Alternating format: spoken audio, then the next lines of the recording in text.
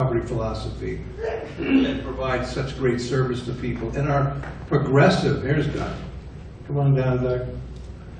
And are progressive in their work in the current environment. Lots of providers are anxious, are uncertain in this Medicaid redesign environment around health homes and around DSRIP. But Doug's agency, and Maura Kelly, as you may know, who's, runs the mental health part of that agency, Mental Health Peer Connection, they are at the table. Peers and mental health services and outreach and engagement, you know, and connecting with health homes, engaged with the DSRIP. They're not sitting on the sidelines. They're right in the midst, and they're bringing recovery into the midst. And so some of that's got to go back to their executive director. So we thought we'd bring them all the way from Buffalo here to get our great thanks. And I wanted to give Doug a couple of, I know Doug wanted to say a couple of words on behalf of this award. But you're a pioneer, Doug, and your agency is a pioneer, and Maura is a pioneer. And we're following your lead, and thank you for that. So.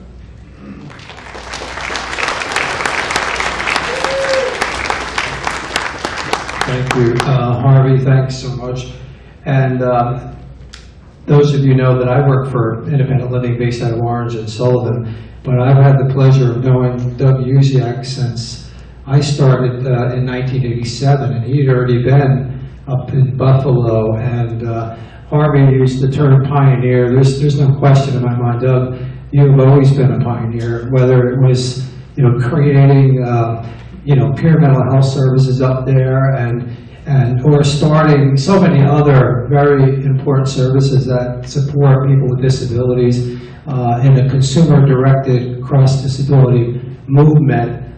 But you clearly have achieved so much over the years. It's great to see the Buffalo Center and the surrounding centers that you now operate develop and grow over the years. And Maura, you've always been a person who has demonstrated excellence in the peer movement and have become a leader. And we need more leaders like Maura and great administrators like Doug Uziak that can really sort of, you know, turn their corner of the universe and make things happen. So I'm just pleased to be here today and have the opportunity to recognize my friend and colleague Doug Uziak for this great award. And I have this, and the award actually reads, it's a beautiful plaque, and it reads, the NYAPRS Board of Directors is pleased to present the Marty Smith Memorial Award to Western New York Independent Living in recognition of your groundbreaking advancement of best practices in service to New Yorkers with psychiatric disabilities 2016. Congratulations.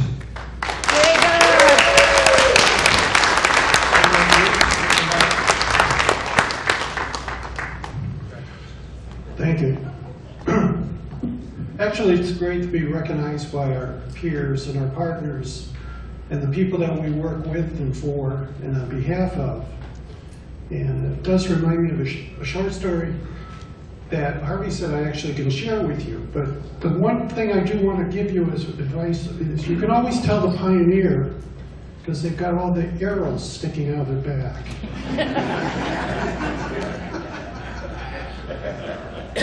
So, I've been asked a number of times, how do we make it work in Western New York? And I relate that to how we make it work with a tale of two brothers. The older brother went into the Marines in 1967 and ended up in Vietnam. Spent 12 months there. And out of those 12 months, his life was on the line every day.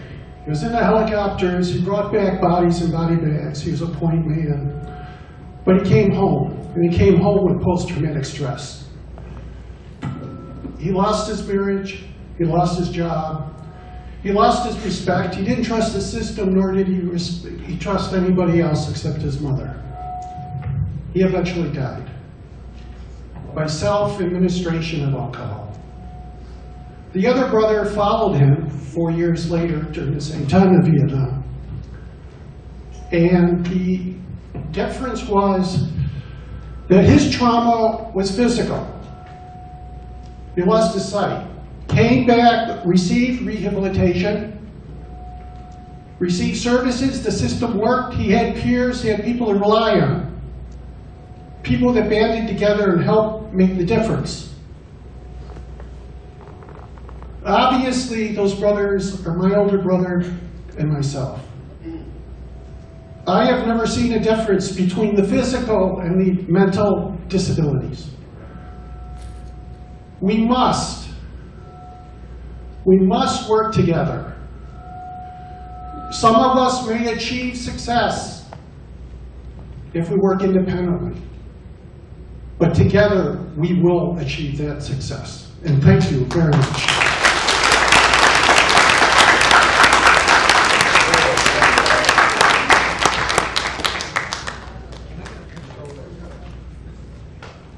We get in between.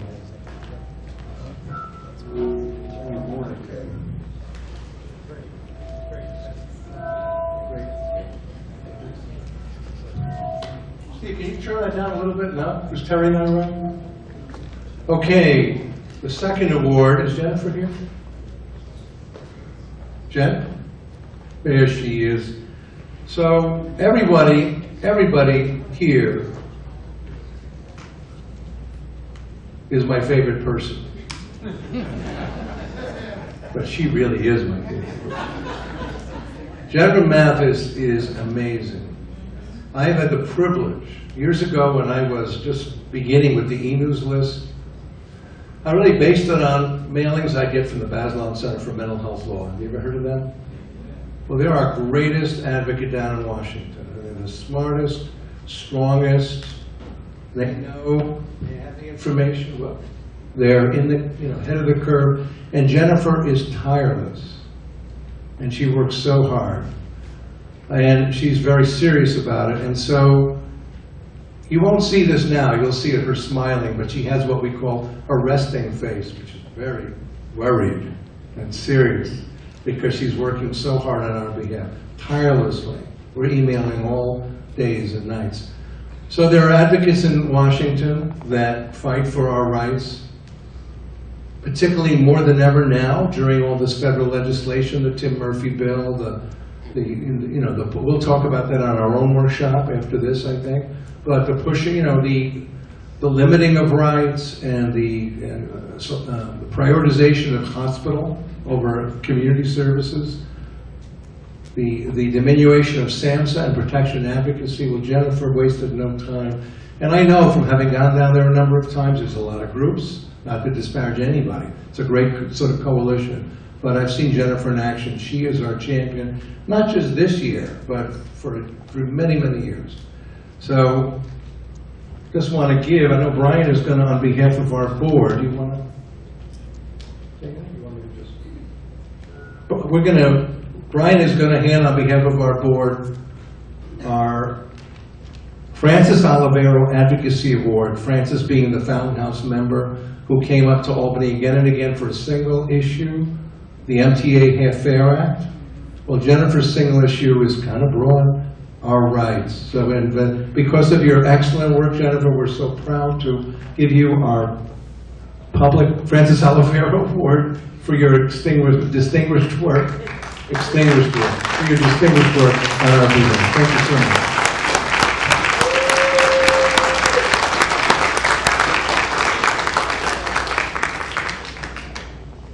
Thank you. So, congratulations.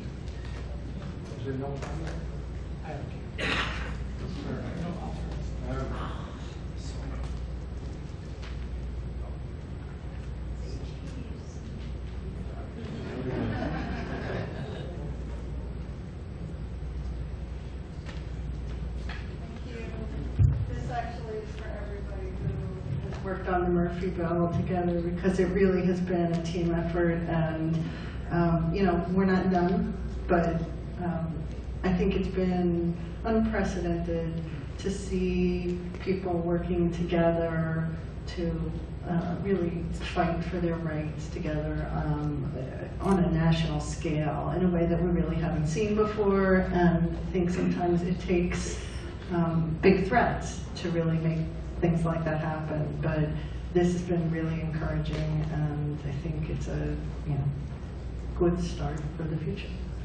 Back to your work, Rachel. Okay, we're going to go into our keynote presentation. We're going to bring our keynoters up. We're a little looser than usual this year, if you notice. So bear with us. And we're already loose to begin with, right? How loose can you get? We'll show you.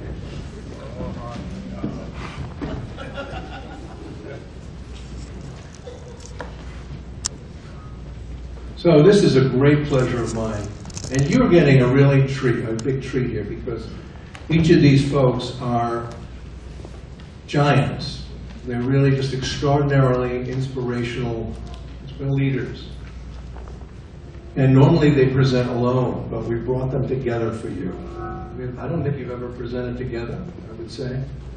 And so we really wanted you to hear this power of these three folks, and we put in enough time for them to share with you their own experience and their own thoughts. And I know you'll be really glad and grateful, and I know you'll also grab some of these for your own conferences in the year to come. And I'd like you to invite you to that.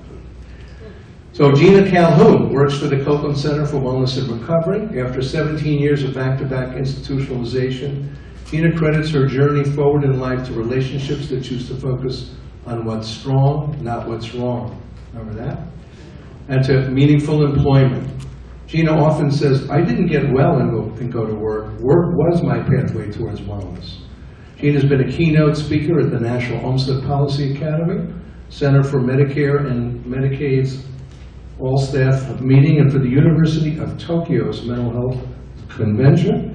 She was awarded the Timothy J. Coakley Award, which honors consumers, family members, and persons in recovery who have demonstrated leadership in advancing the role of consumers and families. She again has worked to really promote wellness recovery action plans, wellness and recovery throughout the country. And Darren Drum is the co-executive director of Advocacy Unlimited and the director of Recovery University. He's a person who self-identifies as having experienced extreme altered and addictive states. His passion is to advocate for a shift away from the brain pathology paradigm. He speaks and presents on the absolute need to demand the human rights of people labeled mentally ill. He openly and honestly talks about hitting bottom to demonstrate where emotional distress and addictive states can lead, and how through intentional living one's life can be reshaped. Andre Johnson is a native Detroiter. He's currently the president and CEO of the Detroit Recovery Project, a nationally acclaimed organization, a multi-service agency, provides a wide spectrum of support services to that city's recovery community, including certainly 12-step support groups, housing assistance, GED prep, job readiness and employment assistance, HIV prevention, testing, and counseling services. He's been a little busy this year. He was recently down in Washington, where President Obama personally honored him as a champion of change at the White House.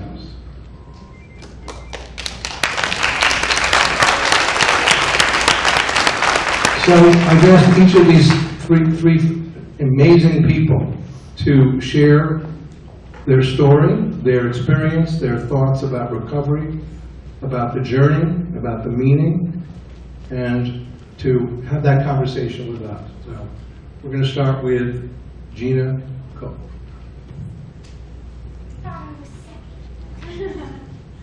All right, I am very, very nervous, so I'm going to ask for a little bit of peer support. I'm going to say hi, everyone, and your job is to say hi, Gina. So let's give it a try. Hi, everyone. Hi, Gina. Whoa, that was good. All right, I'm going to get a little bit of participation, and that's a good thing, because I'm going to start my presentation with an icebreaker.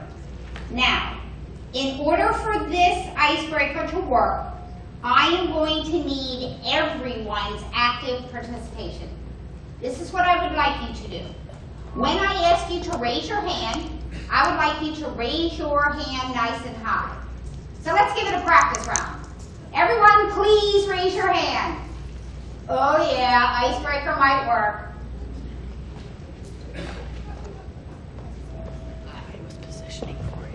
All right, here I have a $20 bill. This is, I got hands up already, this is good.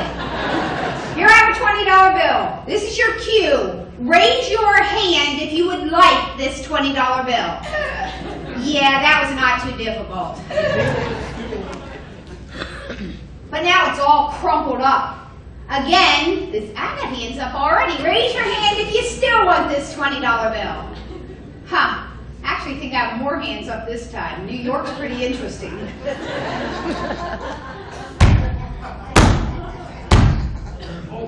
Now, I got hands up already. Raise your hand if you still want this $20 bill.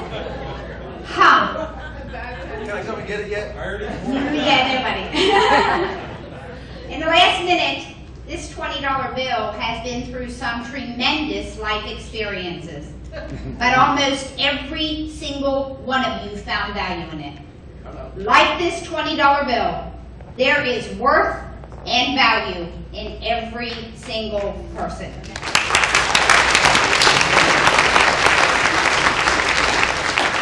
took me a while to figure out that every single person meant me as well. Little bit about my story. And I am choosing to put my story in human terms, not diagnostic terms. So let's start out with my favorite song. My favorite song is called Go Light Your World, and it begins like this. Have no fear, I'm not going to sing. There is a candle within every soul. Some are burning brightly, some are dark and cold. There was a time in my life where my candle of hope had completely burned out. During that time, there was a lot of chaos going on in my brain, and it was making it difficult for me to live in this world. At one point, when things got really, really tough, I barricaded myself in my bedroom. I was not coming out, and no one was coming in. I have a sister. Her name is Rachel. Rachel is always going to be about 11 or 12 emotionally and educationally. She would come downstairs every single day and sit by my bedroom door and stick her hand under the door frame and wiggle her fingers and say these words. Hey Gina, do you see my hand? Do you see my hand? I know you're not ready to walk into the world just yet, but when you are, I'll walk with you. I wasn't able, willing, or ready to reach out and take Rachel's hand, and things got much, much worse. They had to break down the door. I was rushed to critical care of the hospital. My family, who has been with me through triumphs and struggles, came to visit, and Rachel crawls up onto my hospital bed, turns my face towards hers, and says, Gina, I love you, but I don't understand. Can you help me to understand? Rachel chose not to use any of those shake your finger words. All those words and phrases that when you say it, you can shake your finger at the same time. Gina, you're just lazy. Gina, you're never going to amount to much. Gina, you're just not motivated to get well. Instead, Rachel was seeking to understand me from my perspective. And again, I was unable or unwilling to reach out and make that connection. After that came a series of hospital stays. At one point, when things got really, really tough, I was court committed to one hospital for 1 year, directly transferred to a second hospital for a second year, and then directly transferred to Harrisburg State Hospital. After several years in Harrisburg State Hospital, where in my opinion they used a lot of shake your finger words, I thought, man, this is not the place I want to be.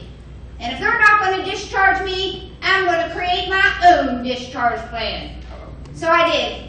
I escaped from Harrisburg State Hospital. You can fight that if you like.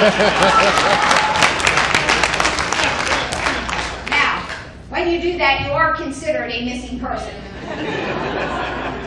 So I lived on the streets for a very brief period of time. If you have never lived on the streets, it's a very different, and a very difficult life. So there's all this chaos going on in my brain, and I'm starting to get physically very, very ill.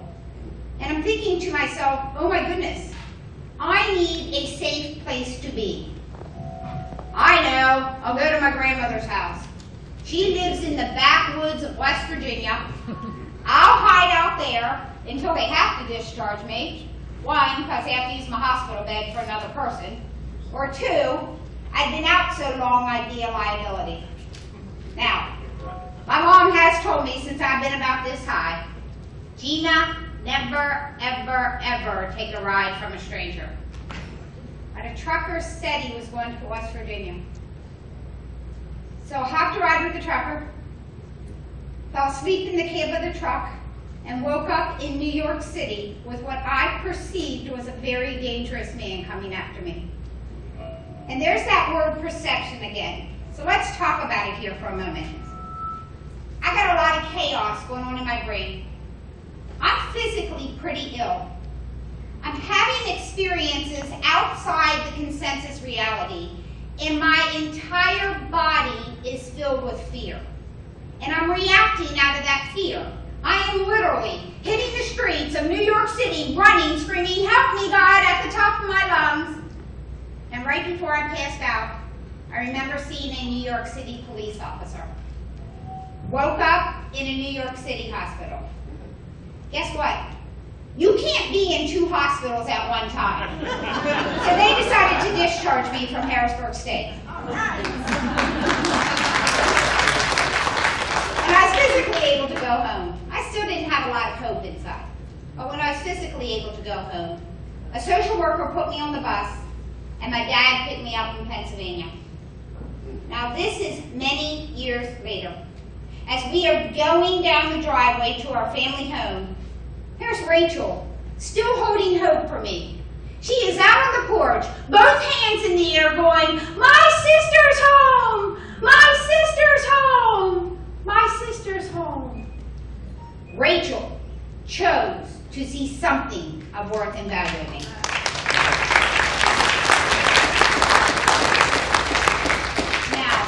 Rachel couldn't light my candle of hope for me. All she could do was hold hope out there so I could take my unlit candle, light it off hers, and adopt hope for myself. We can't light other people's candles of hope for them. Though I wish we could. But what we can do is what my favorite song says. If you are a hope-filled person, carry your candle, run to the darkness, and go light your world. It is when we light up our environments with hope that people in really deep, dark, and/or desperate places can begin to see other possibilities and pathways for their future. And that's how my husband and I define hope, as an acronym. HOPE. How other possibilities emerge. We want to create hope-filled environments. We want to create a ripple effect of people believing in the human potential of other people. Okay, let's get back to my story. Shortly after returning to my family's home, I get a phone call. And I'm thinking, oh my goodness, they do not want me to come back to Harrisburg State Hospital. There is no way I will live on the streets again first. They did want me to come back. Not to use the services there again, but to be the peer supporter for the closing of the hospital.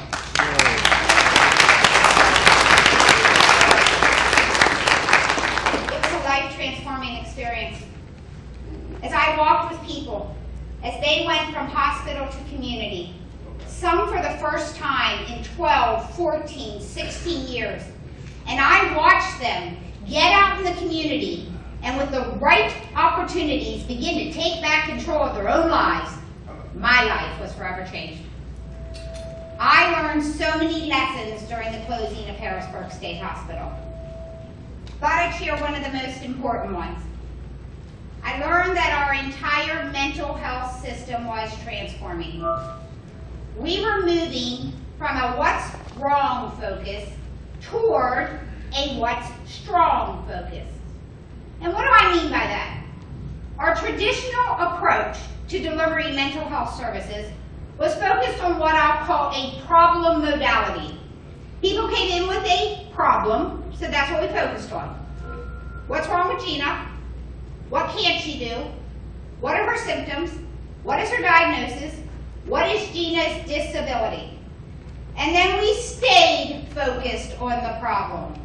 Now, it doesn't take a rocket scientist to figure out that if you stay focused on the problem's going to take over your focus.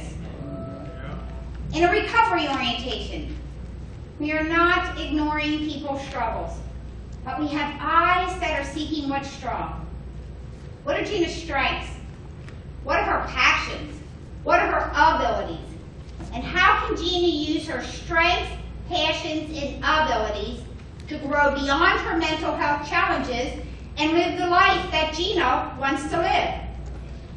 And I would be remiss if I didn't say it is very, very important that we support a person to match their strengths, passions, and abilities with right opportunities to succeed.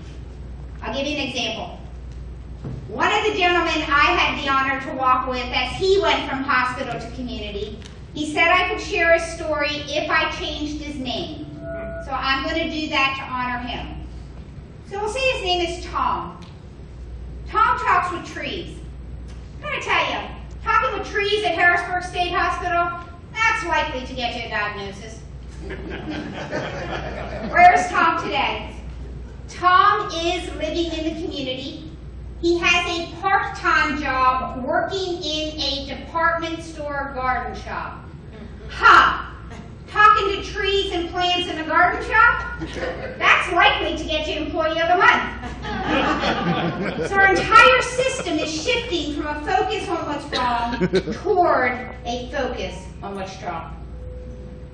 After the closing of Harrisburg State Hospital, I got a right opportunity. I got my very first full-time career job. My job was offering a 10-day, 75-hour certification training for peer support specialist. One person who self-identifies as being in recovery from mental health challenges and who is thinking about the possibility of work can be trained, certified, and paid to walk with another person as that person explores their own journey towards wellness and recovery.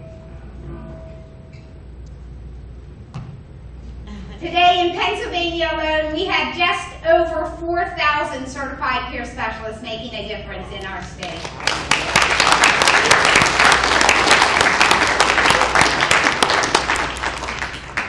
I can easily say, probably the least sensational, yet most beneficial part of my recovery journey has been work.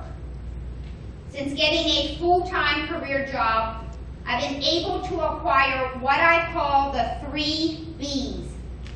A place to be, a safe place to live and a safe place to work.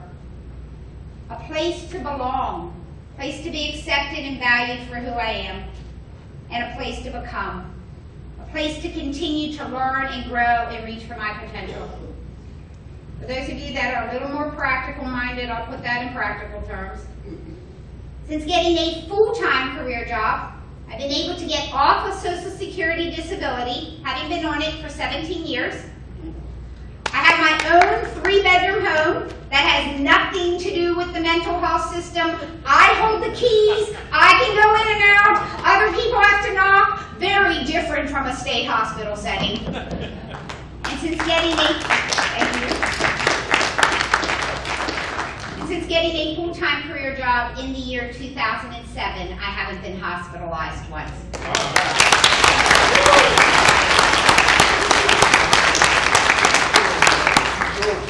So let's bring my story full circle. I used the services at Harrisburg State Hospital for a number of years before escaping to live on the streets. I came back to offer peer support during the closing of Harrisburg State Hospital. I then got a job working for the Pennsylvania Office of Mental Health and Substance Abuse Services, and our offices were on the former grounds of the hospital complex. And then in the year 2010, after being told that because of my diagnosis, I would never be able to hold a relationship, so don't even think about getting married, I married the love of my life, and we got permission from the governor to get married in the chapel on the former grounds of Harrisburg State Hospital.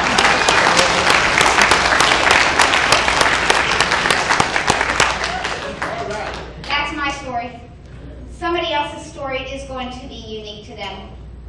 But I truly believe the words of Dr. Bill Anthony when he said, and I quote, "Essential to recovery is having at least one hope-inspiring relationship. A person that's going to stand by and believe in you even when you can't believe in yourself. You may be a hope-inspiring relationship for at least one other person. It begins by digging deep inside and asking yourself, what do I believe?" So now to get you involved one more time, if you are a believer that all people can learn and grow, I want you to make an okay sign. If you are a believer that all people can go on this amazing journey we call recovery, I want you to hold that okay sign way up high. Now I'd like you to put this okay sign on your chin. For those that placed it on your cheek, like you saw me do, actions speak louder than words. For those that placed it on your chin, like you heard me say, words speak louder than actions. For those that got very, very confused and looked over to see what your neighbor was doing, you just made my point.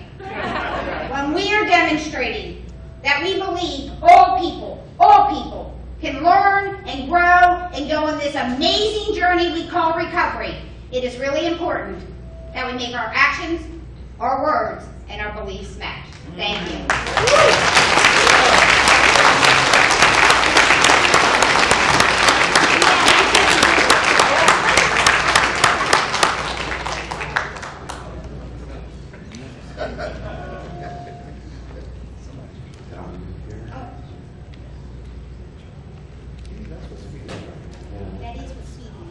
That's good. That's good. Yeah, that's good. Good afternoon, everyone. My name is Darren Drum. I'm really honored to be here, and thank you, Harvey, for this opportunity. And he told me I would enjoy this community, and I've had a really wonderful and special couple of days being here and spending time and sharing space with all of you, and getting to talk to some of you. Gina, that was amazing, inspiring. Thank you.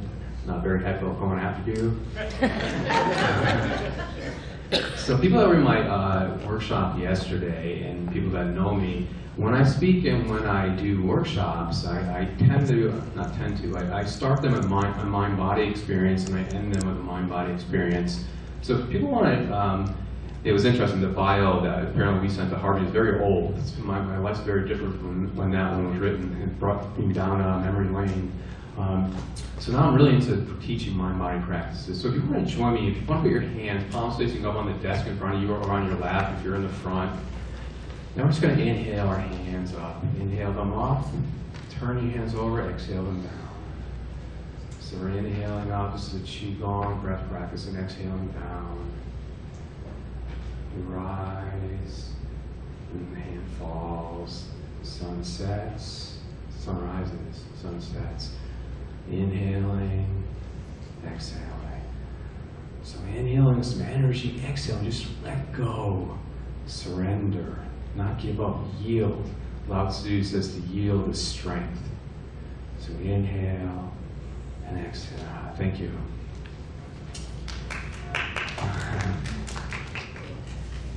So it was almost 7 years ago, I woke up in a psychiatric hospital in Florida. A really bad one, like so many are. Really, with my life completely in flames. I had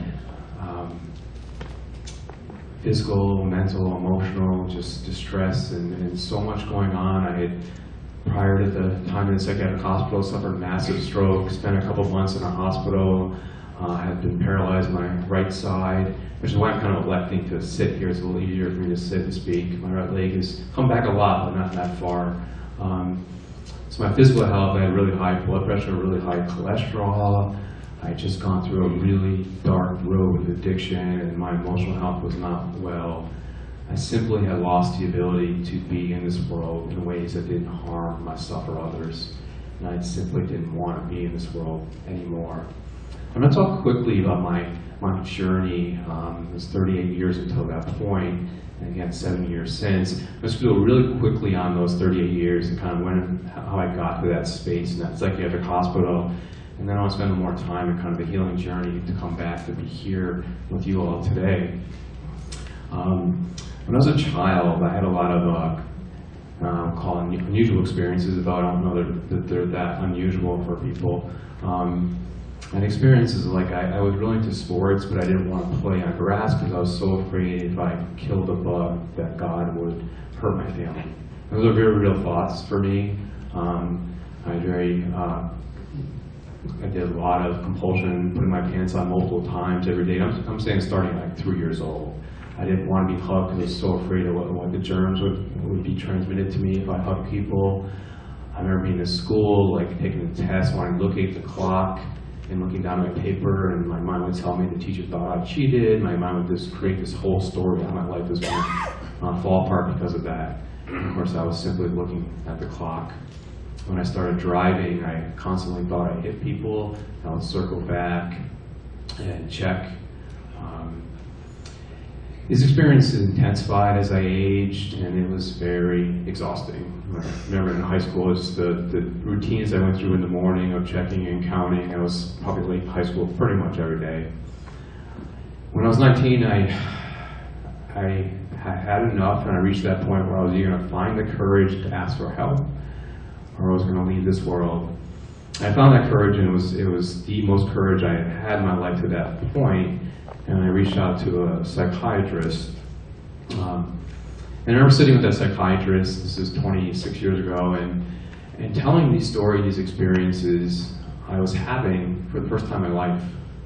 When I was in 4th grade, I tried to share with my friend. I asked my friend if he had had any of these experiences, and the way he looked at me, I realized, yeah, I'm not going to do that anymore.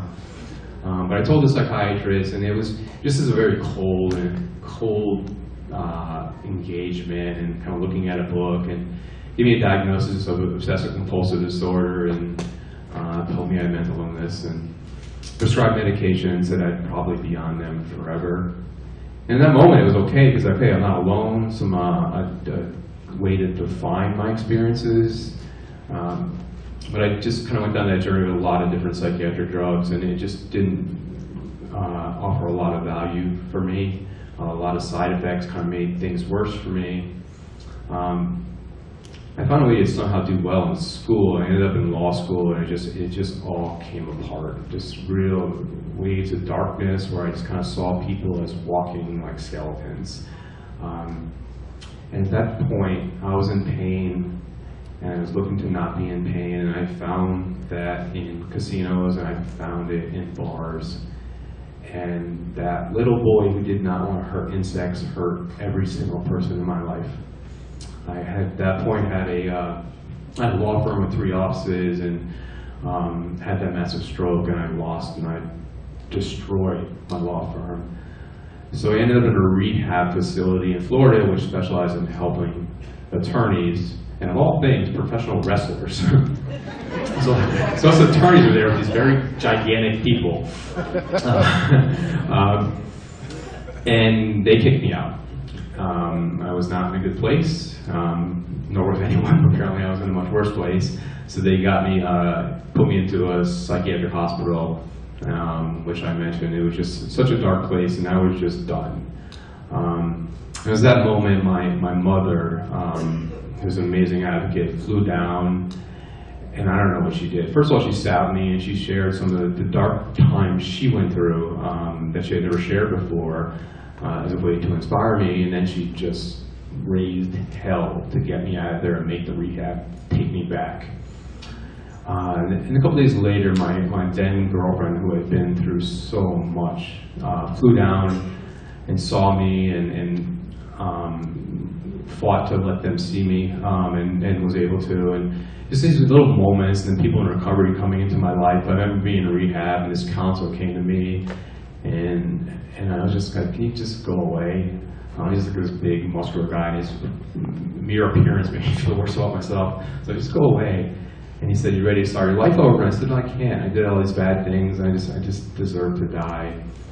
And he showed me a scar on his head, and he said, that's where I put a pistol to my head and pulled the trigger when I didn't think I deserved to be in this world anymore. Then he showed me pictures of his kids and his wife, and he said, this is again in Florida, he lived near the beach, walked on the beach every day, felt he's of service in this job, which he clearly is. And so I had these different experiences as my life kind of transformed. I'm going to fast forward a little bit. Had a lot of opportunities to write and do advocacy. I get hired in an advocacy organization called Advocacy Unlimited, which I'm now amazingly the executive director of. I love this organization for so many reasons. About 3 years ago, I had what I'll call my kind of a second wake-up moment for me. I had a few experiences. One, my beautiful wife, my best friend. I remember when I was in those early stages of comeback, I had 4 quotes that I kept with me at all times in my wall, and I kept in my office. One was Friedrich Nietzsche. It said, who has a why to live for can bear any how? And my wife was my why. I had a quote from Elizabeth Gilbert, who wrote Eat, Pray, Love. Before she went off on her journey that led to that book, she was going through some real crisis, and she said, ruin is a gift, ruin is the road to transformation. So I had that one in J.K. Rowling, when she was going through dark times before the Harry Potter fame. She wrote, rock bottom was a solid foundation from which she rebuilt her life. And the beautiful Thich Nhat Hanh said, no mud, no lotus. I kept those 4 quotes with me all the time. So going again, this time my wife came to me and said those 3 words, which I can still go back to that space, those 3 words, I have cancer. I hugged her, and I just, in that moment, realized I am not equipped to be with her. I needed to find a way to heal. So I hugged her, and I met this image of her dying, and it wasn't from cancer, it was from me hugging her. Those are the same experiences I've had in my life. And I knew in that point I need to find a way to heal. I need to take what's called that longest journey from my head to my heart, that journey to self. And in that moment I vowed to, I found a way to stop drinking, I found a way to stop gambling. I didn't find a way to heal yet, and I need to find a way to heal. So the last few years has been that journey of exploration, of finding ways to be in this world. I opened a space called Toivo, T-O-I-V-O, in Hartford, which offers, you name the mind body practice, you name the way to get involved in your own well-being. We offer it. Creative expression, yoga, qigong, tai chi, support groups. And prior to doing that, I was kind of annoying. I asked a lot of people that seemed to have really good lives. So I'm like, how do you get where you are? And I started hearing things like yoga, and meditation, and family, and art, and journaling. I'm like, wow, that's all stuff that's not offered in our system in Connecticut. I'm not sure if it is in yours. So why don't we create a space that offers that? So we did that. I started a master's degree in integrative health because I was so passionate about learning about how to heal, how to come back into my body. And I learned a lot about Ayurveda and traditional Chinese medicine, homeopathy, and all these different healing modalities. I'm kind of a simple guy, kind of believe in the Taoism, simplicity and harmony with nature is kind of my way to look at life. And for me, it was the simple idea that the body is relaxed. The body self-heals if the nervous system is relaxed. That was really profound for me. It was just a simple statement. So it led me to really explore the work of people like Hans Selye and Walter Cannon, Herbert Benson, and Peter Levine, and really studying what happens with the autonomic nervous system. What happens when you're fight or flight. Your fight or flight, your immune system's suppressed. You're not able to think as creatively. And when we're angry, we say things we don't mean. Because again, fight or flight changes us. There's less oxygen going to our brain. And looking at Herbert Benson coined the term relaxation response, the opposite, when the parasympathetic comes up and the sympathetic nervous system comes down. And the idea that I could learn things to do that to myself was really empowering for me, to not be at the mercy of things, to really find ways to regulate my own nervous system, my own well-being. And I've pursued that to a great deal, including I've got two amazing Qigong masters, one from China, one from California, have taken me under their wing to teach me the version of Qigong, the gentle movement with meditation, self-massage. It's been really profound. One of my quotes from one of my teachers, his name is Dr. Roger Jonka. He says, "Focus on relaxing. The foundation of all self-healing, health enhancement, stress mastery, and personal empowerment is deep relaxation. In every aspect of your practice and everything you do, relax." And that's kind of been my thing. I just find a way to calm myself. And it's changed my life in every possible way. Those practices, every morning I go to a 2-hour routine, which is actually really easy now, but very hard to get into that, of meditation, Qigong, and yoga postures. And just raising awareness in my life, ways I'm not showing up for people I love, ways I'm not showing up for my colleagues, just a new perspective on life. And also ways to just kind of slow down. I do run an advocacy organization, so I'm often at tables with a lot of people that disagree with me. And to be able to stay like centered in the storm, we always teach us always the center of the storm. Find that center when you're in there. Find that place to respond thoughtfully with consideration instead of react impulsively, which I did for so many years.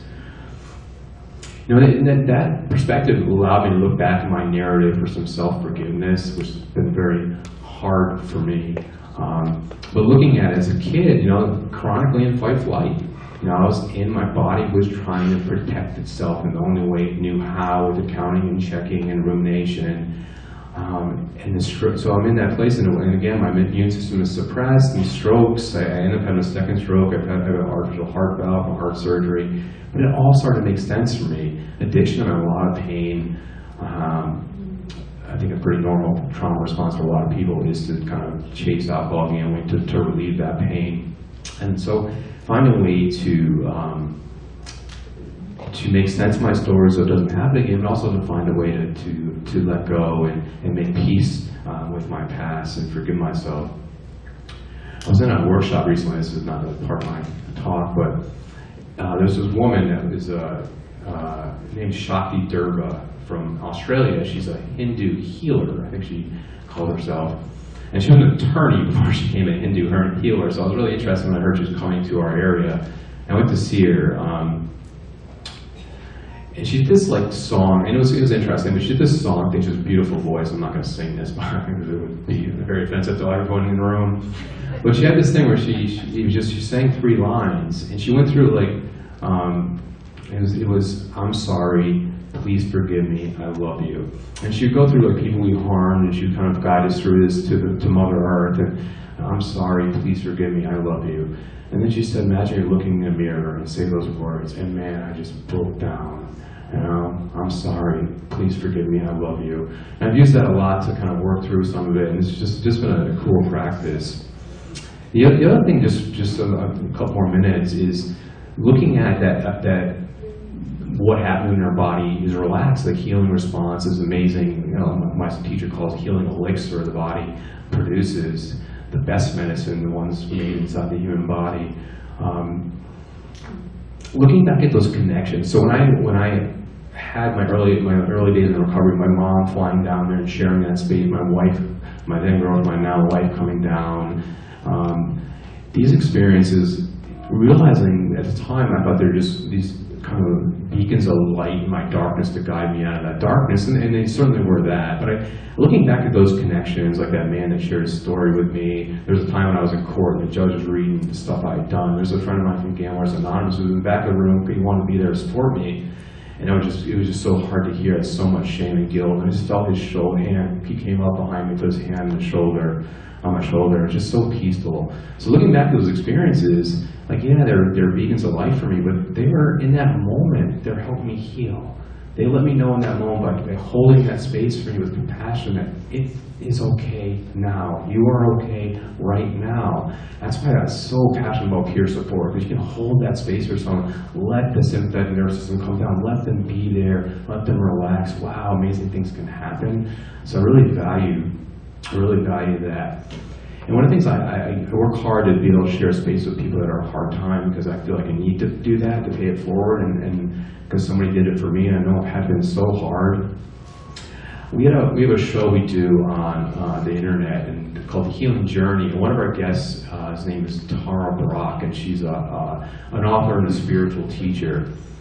And I love this teaching she gave. It's really helped me in the work I do. She said, imagine you're walking through the woods and you see a dog. Looks like a cute dog. You go, oh, it's a dog. You love dog. You're walking over to the dog and it starts growling, shows its fangs, a lot of aggression. And you kind of tense up. You're like, oh, I'm not going to walk over to the dog. Kind of, oh, it's a mean dog. So your whole kind of feelings change from, oh, I love this dog. Now this dog's really mean. And then you notice the dog's legs caught in a trap. How quickly does your perspective change when you see that? Like, wow, that dog's in pain. I gotta help that dog. And that's really helpful for me. I thought about that a lot, I wrote a lot about that. Just the idea there's a lot of people in this world that are caught in traps. It could be addiction, it could be emotional health, it could be a lot of different things. And just holding that, the pain shows up in a lot of ways. It's been really helpful for me to be able to share space with people, to think of that story, and also to think back how hard it must have been to share that space with me when I was in my dark night of the soul. So that teaching was very helpful for me. So I'm going to close like I began, if you guys can bear with me and join me with a really quick Qigong gesture. So this one, you can bring your arms up like this. So the movement is, we are opening our heart space, opening our mind, our body, and our spirit. We're getting very big, and then creating soft fists facing up here and coming down like this. So then we open, so it's creating metaphorical life. We're facing our fears, we're putting ourselves out there, and then we're coming back, self-reflection, introspection. So we're opening our big, beautiful hearts to the world. What does your heart want for you in this world? And then we come back. And then we open, we get big. I love Marianne Williamson's work, and she says, your playing small does not serve the world, so let's get really big. And come down. Thank you all so much.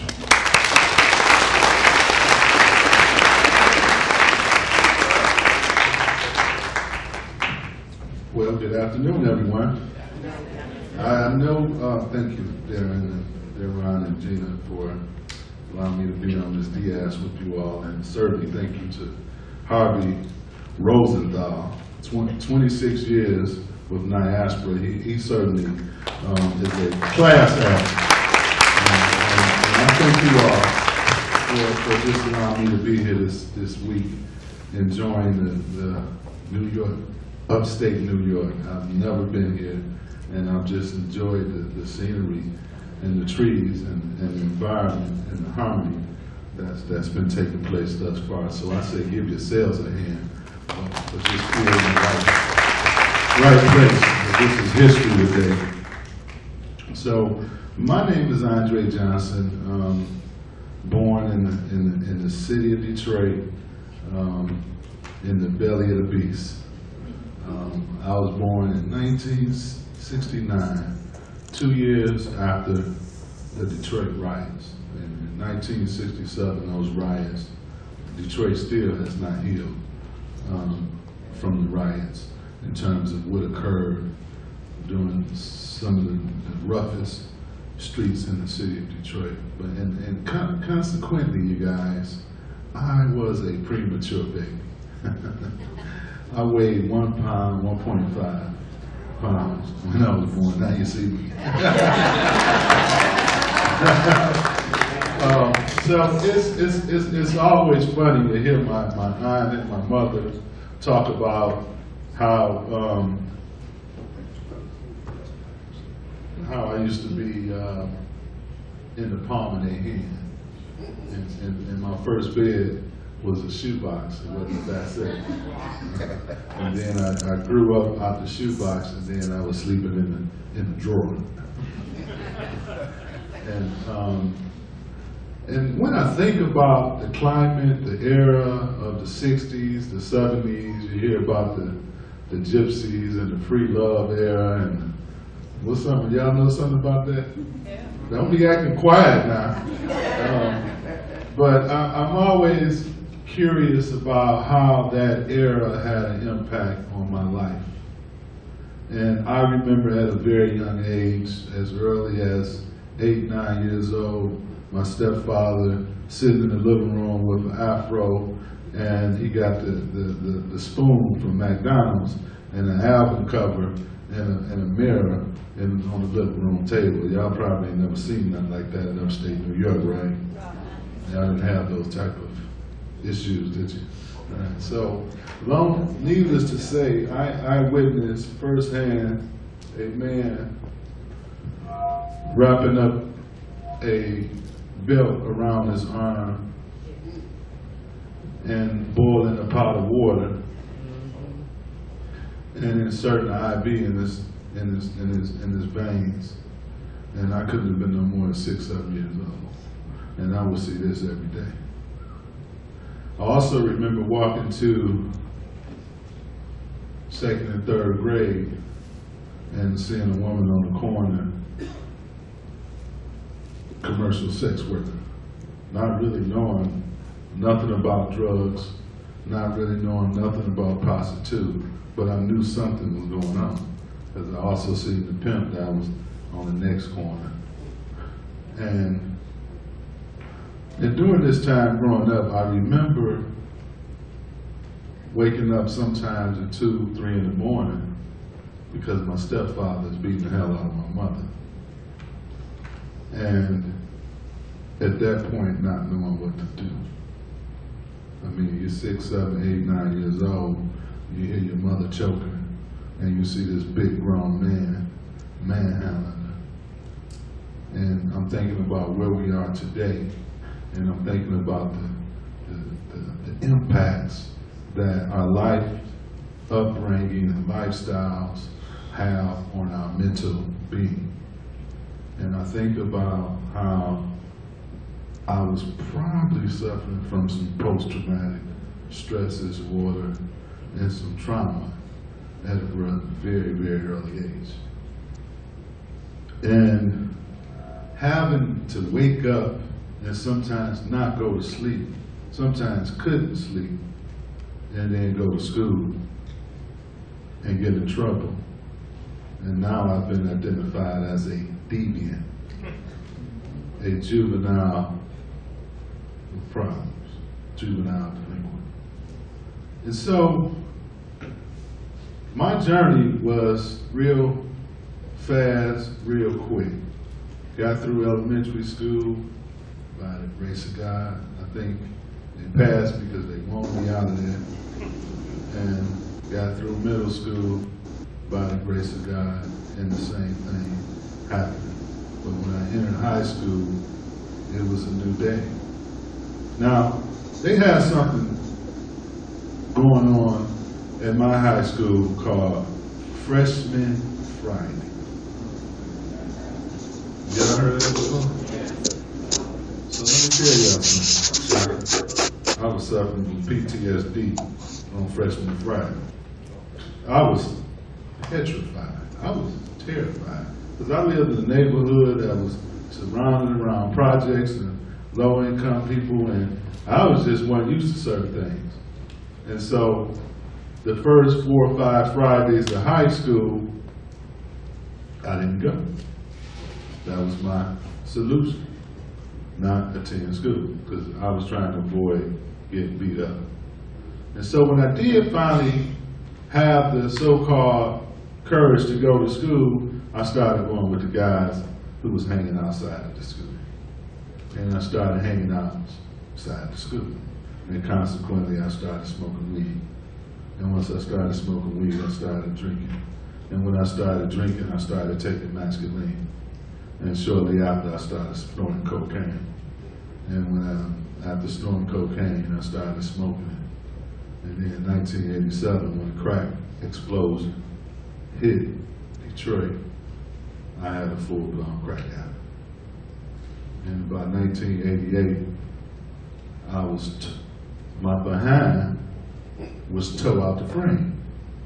My back pockets was shaking hands. I had an afro, and it wasn't the 70s no more. And it just wasn't funny.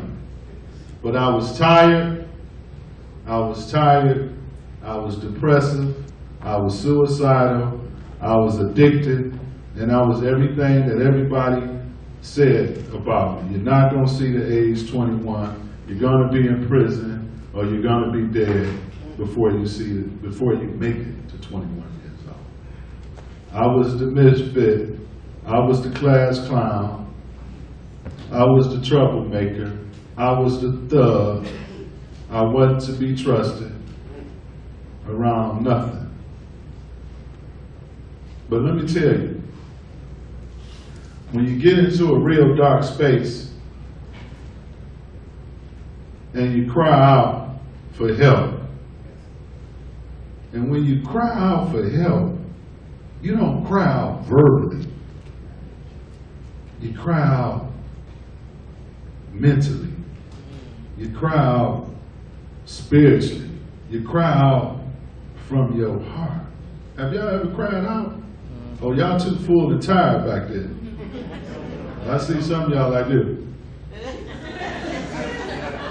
Cry out to wake up. We're gonna get y'all some coffee or something.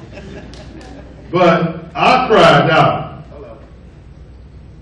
And you know what that cry was? God, I need help. Now, I was the notorious 911 guy, get me out of this situation I never do again. You know, I've been in jail and everything. I just need to get out of this jam. But it was God, I need help. Shaka. And so what happened after this particular weekend, I turned myself, I got a whole story and I don't want to take a lot of time, but I turned myself in because I was a fugitive, and I told my probation officer, after I had been crying out to God, I need help all weekend, I walked into my probation officer's office and said, Mr. Hooks, I need help. And when I said it, I broke out in tears. I said, I don't know what's happening with me, man. This crack is killing me. I can't stop. And Mr. Hooks, Donald Hooks was his name, he personally transported me to a drug rehab program. Now let me tell you, so it gets better. So at this time, I'm 18 years old, don't know anything about rehabilitation. He transports me about 45 minutes outside Detroit. Now I'm a true inner city, knucklehead, black, dingbat, thug, and don't trust white people. That's how we was raised. Don't trust white people. Y'all ain't never been heard that, right? Don't trust white people. So, Donald Hooks takes me to the program called Higuera Alcohol Drug Treatment Center in Westland, Michigan, which is a very rural community. Now, I didn't know that Higuera was formerly a state psychiatric hospital called the Eloise Building.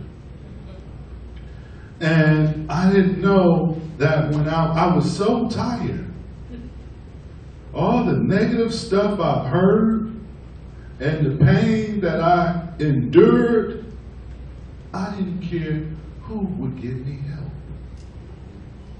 That didn't matter. So the day I entered treatment, I have a 5'2" older white woman. Right? And let me tell you something. Her name was Wanda. Wanda infused so much love and hope where race didn't matter. The positive spirit and energy she sowed in me during 14 days changed my entire life. Y'all ever watch Empire Strikes Back? Yeah, I felt like Luke Skywalker, and she was my Yoda. Y'all know what I mean? And she said, you gotta go within. The force be with you. And the force was with me. I was 18 years old. And when I walked out of that program, I had met my best friend, who was my therapist. She was in the here and now. And she would just say a few little nice words like, it'll be okay. Y'all ever just feel like your life is upside down and you're frazzled and you're flustered and seem like ain't nothing right? And you had that one person that say it's gonna be okay. And you're gonna get through this. And you can do something with your life. So she began to give me really positive, reinforcing messages that contradict everything I had ever heard on the streets of Detroit. And that was the trajectory change for my life. Left out of there, had gone into another program for 120 days, and I left out of there and had gone into a recovery house. And I lived in this recovery house in a bedroom with 10 men. And I would live in a house in a room with 10 men. And in the 80s, everybody was smoking in rehabs and everything. They was rolling up buglers, smoking Parmon, smoking Winstons. And my roommate, you ever had some characters for roommate? I had this one guy, his name was Cleveland. Now Cleveland had shot dope for 50 years. His legs was this wide. His hands was this big. And his arms was this wide. Now Cleveland loved to sleep in the bed butt naked. Right, so, y'all know. So imagine my bed is where Gina is, the Cleveland bed is where Harvey is. And Cleveland's at the end of the bed smoking the whiskey. And I would go to my bed like this. Then I had another guy named Timothy. Timothy was 6'8". He was cross-eyed. And all he do is roll buglers all day. His fingers was this long. He rolled about 100 buglers like he's selling buglers or something. Then I had another friend named Fonzo, and he was a recovering alcoholic. And he knew everything. He read the encyclopedia, the Bible. And so y'all get the story, right? But I talked to these guys, and they became my best friends. I'm talking smack, but they encouraged me. That's the power of peers. They encouraged a young man who thought his life was completely over. So the theme of this NYAPRS conference is recovery, wellness, resilience. We're all resilient. And we all have the responsibility to support and encourage that we have more peer-to-peer programs. Harvey can't do this alone as a peer advocate. He's been a nationally recognized leader for peer advocacy in this state. So let's give Harvey a round.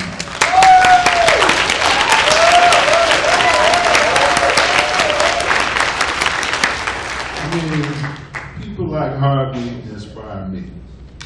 Fast forward, you guys, I've been in long-term recovery for 28 years. And if it had not been for long-term recovery, thank you. And I tell you, life hasn't stopped showing up. I've got my bachelor's degree, I got my master's degree, I'm working on a PhD, Southern class shot at. I started a peer-led, peer-ran, peer delivery recovery program in the city of Detroit, and we're the largest in the state of Michigan.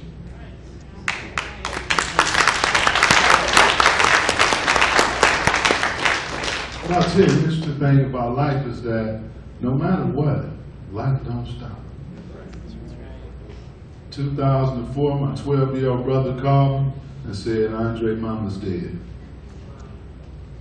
I was just getting in my car, And I drove to my family's home, and I entered the home. You know, just walk slow. You can feel the depth. And I walked into the family room, and I checked my mother's pulse, and I checked to see if she was breathing.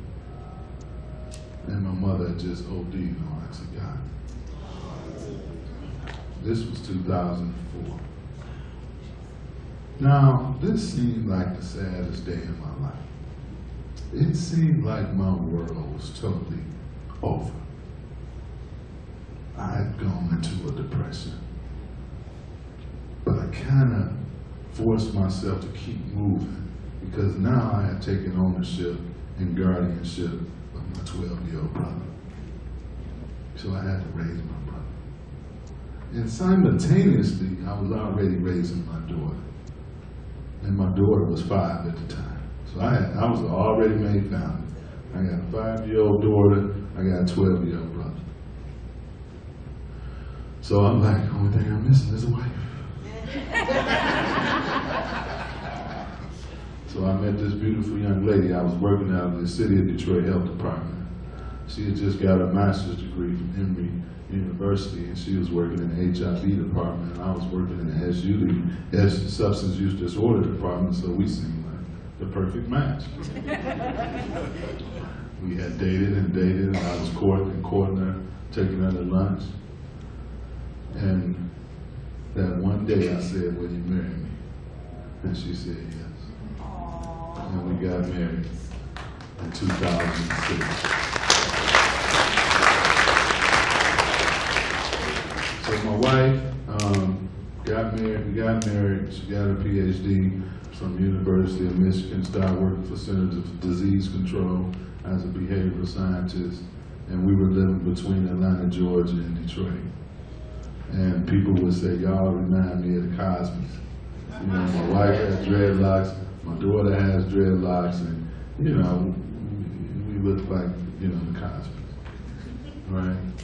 But I didn't realize that just like any other disease or any other illness, when you're suffering from various forms of depression, whether it's mild or severe, you can still dress it up. You know, or if you're suffering from bipolar or any other form of mental illness, sometimes if you got some resources, you can hide behind it. Or if you have a higher level of education, you can hide behind it. And unfortunately, it's just like anything in life. When it doesn't get treated, it progresses and gets worse.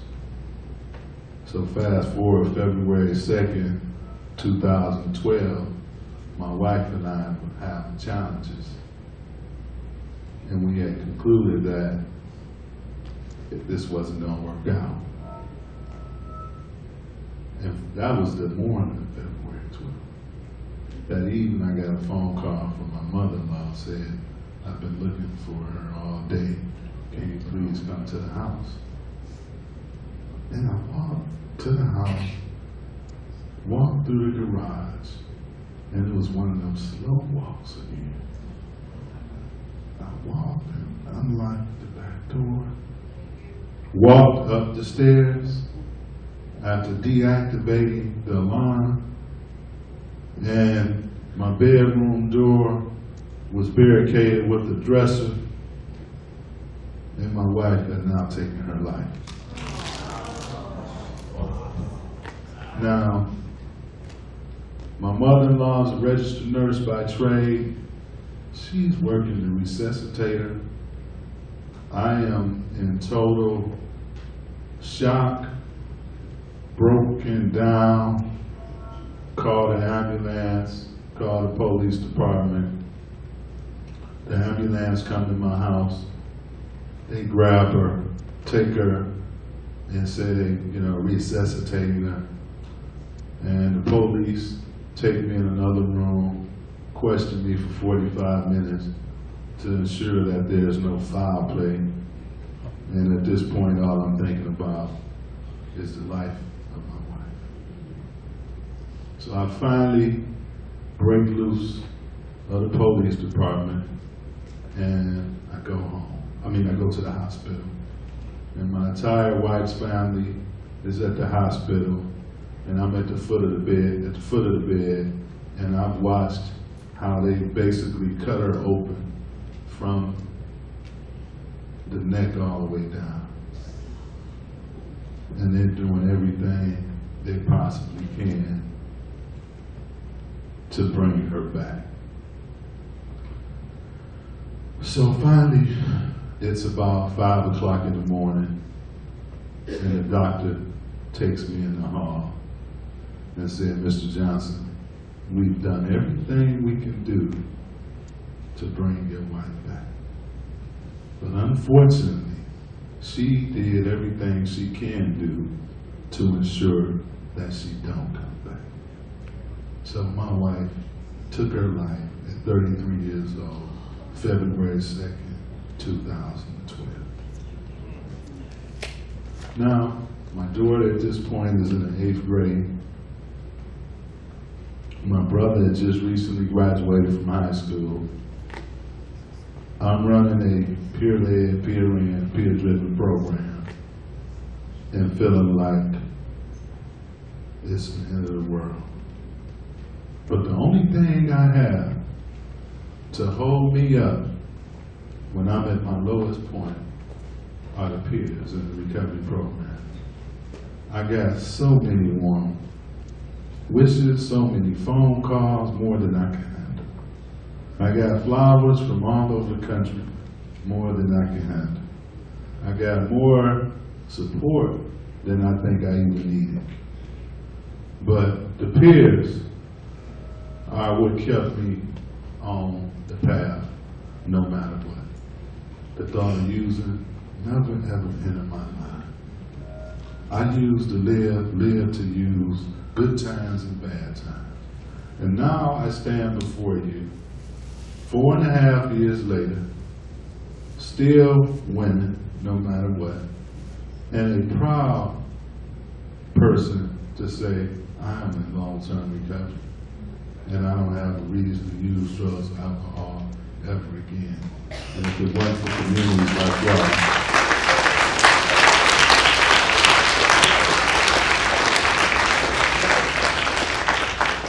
if it wasn't for communities like you all, I wouldn't be able to stand here. I know my life has been rescued because of people like you all.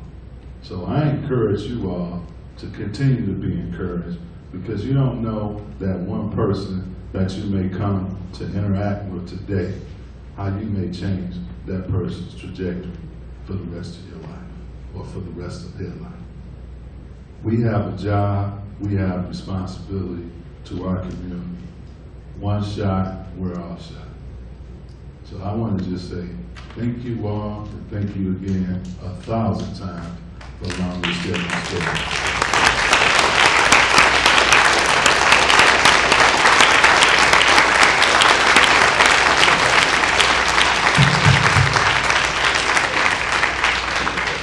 Is I write about these things?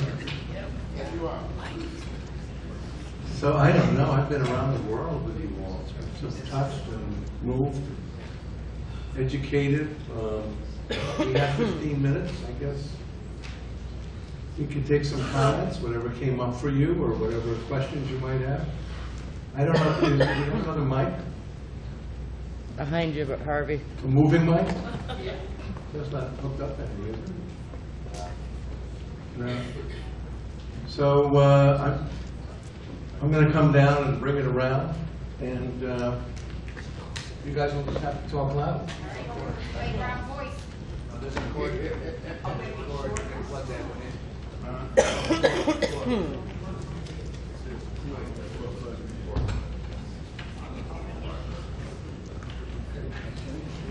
Okay. After all that, and you can smile, you just made me smile.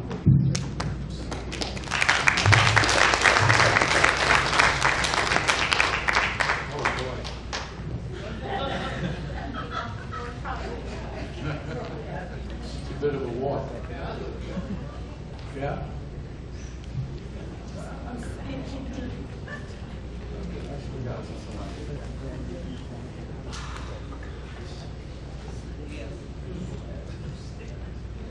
Gina, can you please read, like, say, your acronym for HOPE? Oh, please, yes. Sure. So it's HOPE, how other possibilities emerge. Possibilities emerge? Correct. Okay. Andre, I want to thank you so much for sharing your story. It's really moved me to tears. I met you when I first came in and didn't know your story, and I truly, truly appreciate what you shared. It resonated tremendously with me and with, I know, everybody in the room. Thank you so much. Thank you.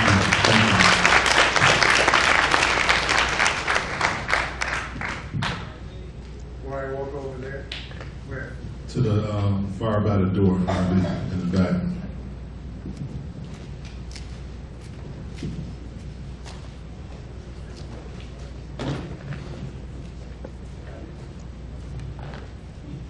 I have just heard 3 of the most inspiring stories I have ever heard at this conference, or any conference.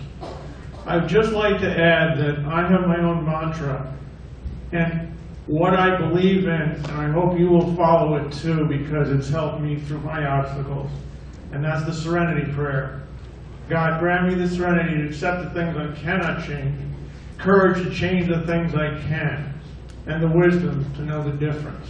Because that's what I truly believe in. And listening to this has just inspired me to keep going. And I hopefully will reach those levels of my success that you have reached with yours.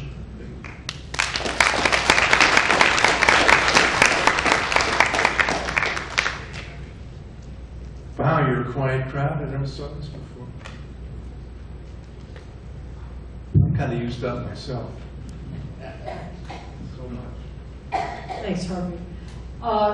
When I heard your stories, and unfortunately, and I think it is somewhat unfortunate, that New York State decided to move to Medicaid peer services.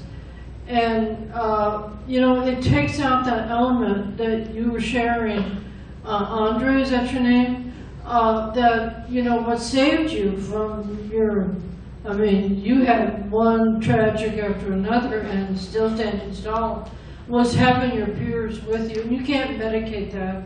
You can't put a bill or a price on that.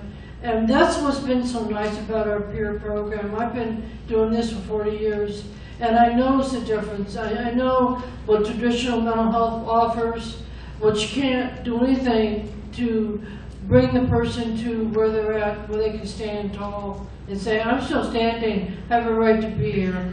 And your stories are amazing, and keep sharing, because people need to hear you.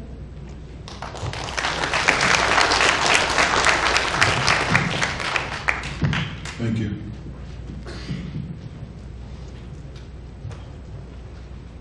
Thank you very much for the story. My name is Aya Higgins. I'm from Plattsburgh, New York, originally from Japan, and I've been in this mental health issues for over 10 years and in and out of the hospital.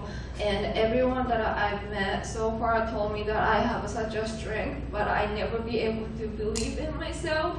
But Gina, your story really made me understand that I do have strength, and I have the inspiring hope of a relationship with my American sister, and she's the reason that I'm still here and standing and actually functioning. And I have the voice that I never thought I would ever have, that I had a meaning in my life. And I just truly appreciate that you shared the story with us. And your story also made me understand a little bit better about my husband, who has issues with addictions. And I don't have the addiction issues because I never had the opportunity to explore. So I couldn't understand what he was going through. But with your explanation, it really helped me see the way my husband was seeing his life. And it made me so much in a way, a peace, because I had such a fog idea of what he was going through, and he couldn't really understand what I was going through because I grew up in Japan. And so we had like so much struggle understanding each other, and unfortunately we don't have the relationship right now. But I still have the hope now that someday we can do something. But anyway, and Andrew, I admire your strength, and I really, really hope that you can keep telling your stories, and as much as it's gonna sound like so hardcore and so painful, but I believe that people will get the strength from your stories. So I really appreciate that you're sharing, and I hope that you would keep going with your life and share your story and your success story to give us hope and the strength, to all of us. And thank you very much for all of you. And I never been like this kind of person. I was always shy, but I just wanted to say, I don't know where I'm going with this, but I just wanted to say thank you so much.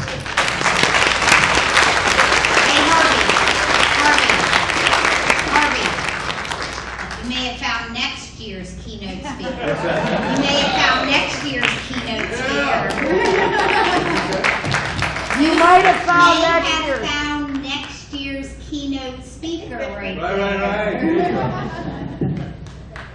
Right. Up front, This is a house of love.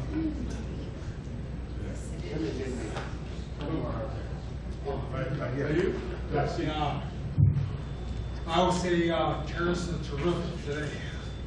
Had a good night's sleep last night. But anyway, I just wanted to say something right quick. I don't have no drug problems, but this is more similar to whatever I want to say. I'm trying to think. But anyway, I used to miss medications. And when you miss a medication, it's just like DWI. It's staggering. It's worse than DWI, to tell you the truth. But when I miss my medication, I'm a mess. And if people will not say they're crazy unless you act it. I knew I was supposed to take that medicine the last trip I was on, actually. I left the medication on the table when I left the house. I knew I was supposed to have that medication with me on that trip on the bus. I knew I don't know what was going on. All I know, left the medication on the table, went on the trip. I was okay there. When I came back, what's the problem? I went 30 hours without that medicine. 30 hours. That's a long time to go out without medicine. I could have been a mess. It's just like the walk he had when he had trouble with his drug addiction. But this walk is even worse. I swerve over like, oh, I look terrible at that. I thought I wasn't going to make it home. I lived in a neighborhood for 13 years. As of September, this September was my 13th year in that building. But anyway, I was glad to have friends over there that would help me out, make sure I took my meds. I brought every single one. Hear them jiggling in there? 3 days worth of medication. I haven't missed one yet. I'm never going to miss it again. And I'm tired of being like a staggering bomb, walking down the street, don't take their medication. That's being stupid. It's stupidity. I need that medication to function. And recovery is very important to me. I enjoy recovery. I enjoy the recovery center and the firemen academy. They're heartwarming. They're respectful when I'm angry. They tap me on the shoulder. What's going on, TJ? What's going on? I said, oh, well, I hope I forget another medic. Oh, they're going again. They got another medication. 2003. I missed many medications between 2003 and 2007. Could either be 4 pills I missed or 12. It wasn't bad if you missed them. But anyway, I just want to let you know real quick. You deal with the pain, you suffer the pain, it will motivate you to do better. Thank you.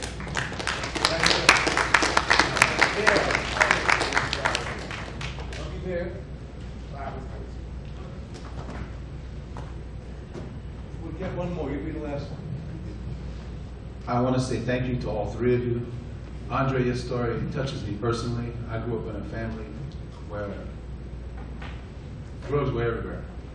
They just were everywhere in the projects I grew up with.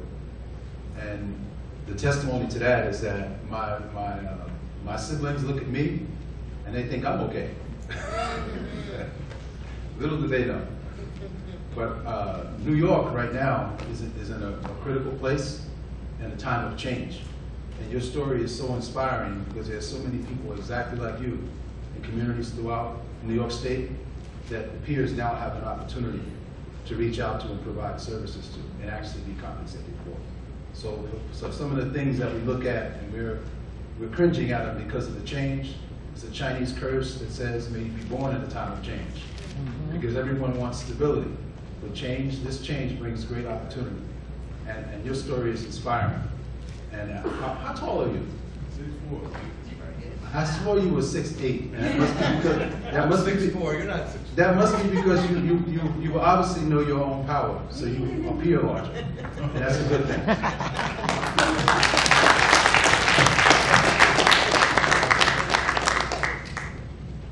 Must be the hair on you. I'm 6'3.5", and I'm looking up at you. Hi panel, I'm David. I share every last one of your stories there, and I want to thank you because in the 12th step, they said to thy own self be true, as well as what he was saying to the Serenity Prayer. And to thine own self, I have to be true. They say that if you keep coming around, you may hear your own story. And today, I was going to go upstairs after lunch and go upstairs and go to sleep and not hear my story. But you brought tears into my eyes just a few minutes ago because I have the same problem. And my problem has done medicated me so that just a few days ago, I wanted to commit suicide myself. And I'm glad I'm here.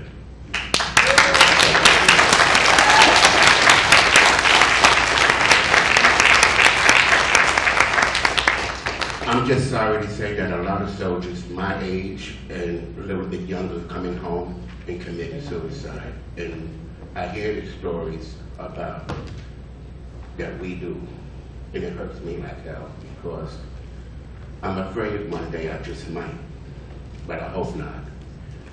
I lost 31 years ago my lady in Jacoby Hospital, and she was pregnant with a baby girl in her stomach. They both died. And I went through hell. I went to hell. I mean, I made the funeral, but I went there as high as I could possibly be. And I wanted to go into the grave with both of them. Up until I got here and to hear your story. There is a God somewhere. I want to thank the 3 of you. And I want to definitely thank you. Thank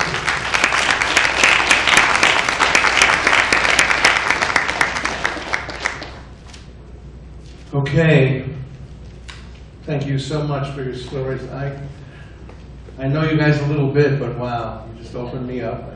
Everything I hoped you would share, and most of all, I think your lessons around turning suffering into strength. So thank you, everybody. Let's thank them one more time, and we'll see you at the next workshop.